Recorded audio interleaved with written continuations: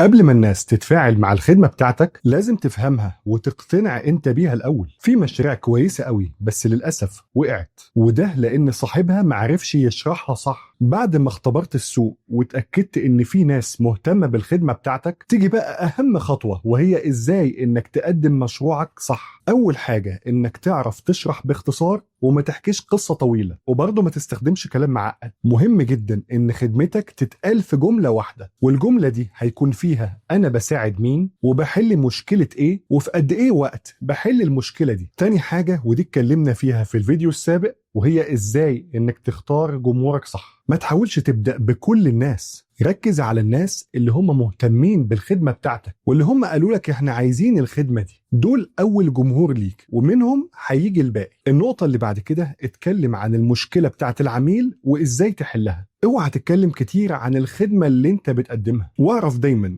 ان الناس مش فارق معاها انت مين، الناس فارق معاها بس مشكلتها ايه وانت هتحلها ازاي. طبعا الرسالة لو وصلت ببساطة الشخص المهتم هيسمعك وبعدها هيشتري. في الحلقة الجاية هقولك ازاي تسعر الخدمة بتاعتك بالمعقول من غير ما تخسر لا فلوسك ولا العميل. انا احمد طلبة، وقبل ما تبدأ مشروعك لازم تكمل بقية الحلقات علشان تدخل السوق فاهم، مش لسه هتجرب. بالتوفيق.